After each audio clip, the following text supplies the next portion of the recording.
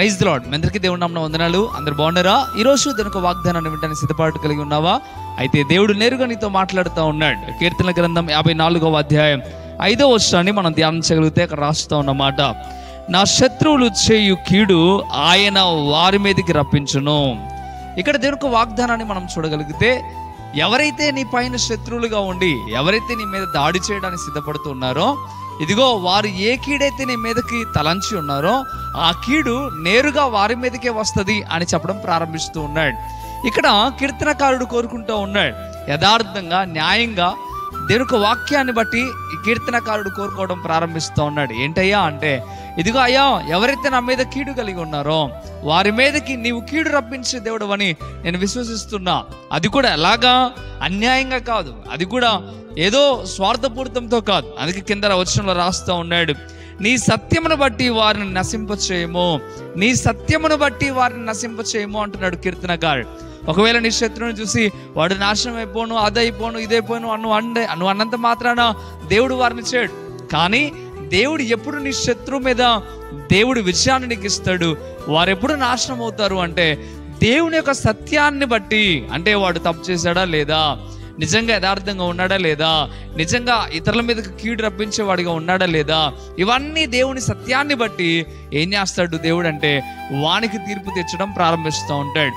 నేనేదో భక్తి కలిగిన వాడిని కదా, నా ప్రార్థన దేవుడు విని ఈ రీతిగా చేస్తాడు అనుకోవడం కాదు. ఇదిగో దేవుడు ఎవరి పక్షాన ఏ రీతి అయిన న్యాయం ఉందో ప్రతిదీ పరిశీలన చేసి, ఇదిగో వాడి కీడును బట్టి వాడికి తగిన ప్రతిఫలాన్ని దేవుడు ఇస్తాడు. ఈరోజు ఒక మాట మిమ్మల్ని నేరుగా అడుగుతూ ఉన్నాను, ఒకవేళ అన్యాయముగా అక్రమంగా నీ మీద కీడు చేయాలని నీ శత్రువులు లేస్తే నువ్వు భయపడాల్సిన అవసరం లే. ఎందుకయ్యా అంటే దేవుడు నీ పక్షమున ఉండి ఆయన సత్యవంతుడు గనక ఎవరికి ఎలాగా ఎలాంటి స్థితిలో దేవుడు వారి పట్ల కార్యము చేయాలో, అనగా వారికి కీడు చేయాలో మేలు చేయాలో దేవుడికి తెలుసు కనుక నువ్వు దేవునికి అప్పచెప్పు, దేవుడి గొప్ప కార్యం చేస్తాడు. ప్రేమిలారా, ఈ యొక్క ఉదయకాల సమయంలో దేవుడితో మాట్లాడుతున్నాడు. అందుకే ఈరోజు ఆలోచించు, అర్థం చేసుకో. నీవు దేవునికి ప్రార్థన చేయి, నీ శత్రువులను బట్టి ప్రార్థన చేయి, ఇదిగో నీ మిత్రులను బట్టి ప్రార్థన చేయి, అందరి కొరకు ప్రార్థన చేయి. ఒకవేళ నీ శత్రువు ఇదిగో సరైన స్థితిలో లేనివాడైతే దేవుడే వారిని నాశనం చేస్తాడు అనే విషయాన్ని మర్చిపోకు. నీ శత్రువుని చూసి భయపడకు, నీ మీదకి లేసే వారిని చూసి భయపడకు, నిన్ను కృంగదీసే వారిని చూసి నువ్వు భయపడకు.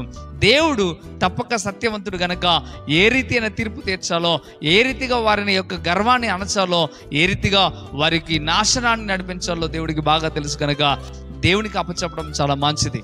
అందుకే దేవునికి వాక్యం చెప్తున్నమాట, దేవుని మీద ఆధారపడగలిగితే దేవుడి అన్ని విషయాల్లో మేలు చేస్తాడు. ఈ కీర్తనకారుడు అదే రీతిగా ఆధారపడ్డాడు. నీవు కూడా ఆధారపడాలని ఉదయకాల సమయంలో దేవుడిని స్పష్టంగా నీతో మాట్లాడటం ప్రారంభిస్తూ ఉన్నాడు. మంచిది. ఈ మాటలు వింటున్న నీ జీవితంలో దేవుడు ఈ యొక్క మాటలు నెరవేర్పు చేయాలని ఆశపడుతూ ఉన్నాడు. ప్రార్థన చేద్దామా? ప్రార్థన. పరిశుద్ధుడా, గొప్ప దేవుడా, మీకు లెక్కలేని స్తోత్రం నైనా. ఈ ఉదయకాల సమయంలో స్పష్టముగా నీ బిడ్డలతో మీరు మాట్లాడారు. నీ మాటలు నైనా ఎంతో విలువైనవి. అవునైనా శత్రువులనైనా అన్యాయముగా లేచి వారిని ఇబ్బంది పెడుతూ ఉన్నారేమో ప్రభువా, మీరు స్పష్టంగా చెప్తా ఉన్నారు, ఇదిగో మీ సత్యాన్ని బట్టి వానికి ఎలాంటి తీర్పు తీర్చాలో, నాశనానికి నడపాలో, మేలుకు నడపాలో మీరు చేస్తానని చెప్పడం ప్రారంభిస్తూ ఉన్నారు. ప్రభువా, అదే రీతిగానైనా నిబిడలనైనా ఎంతో మంది శత్రువుని చూసి భయపడుతూ ఉన్నారేమో, అయ్యా ఇబ్బందుల పరిస్థితులకు వెళ్ళిపోతూ ఉన్నారేమో. అందుకే ఉదయకాల సమయంలో స్పష్టంగా మీరు మాట్లాడారు. అందుని బట్టి వేలాది స్తోత్రం. కృప చేత నింపండి, బలము చేత నింపండి, ఆత్మ చేత నింపండి. ఇంకా మీ మీద ఆధారపడి ముందుకు కొనసాగడానికి సహాయం దయచేయండి. ఓ ఉన్నతమైన స్థితికి మీరు మార్చమని, అయ్యా మీ ఆత్మ చేత ప్రతి బిడ్డలను నడిపించమని, ఈ మాటలు తప్పక మీ బిడ్డలందరి జీవితాల్లో నెరవేర్పు కలుగుచ్చేయమని యేసు నామములో మీకు బతిమలాడి పెట్టుకుంటున్నాము తండ్రి. ఆమేన్, ఆమేన్. ప్రియమిత్రులారా, దేవుడి మాటల ద్వారా మిమ్మల్ని బలపరిచినట్లయితే తప్పక వీడియోని లైక్ చేయండి. అదే కాకుండా ఇంకా కృపా TV India YouTube channel subscribe చేసుకోకపోతే ఇకనైనా మీరు సబ్స్క్రైబ్ చేయండి. ఈ మాటల్ని అనేకులకు మీరు షేర్ చేయడం ద్వారా సువార్త ప్రకటించిన వారు అవుతారు, అనేకులను బలపరిచిన వారు అవుతారు.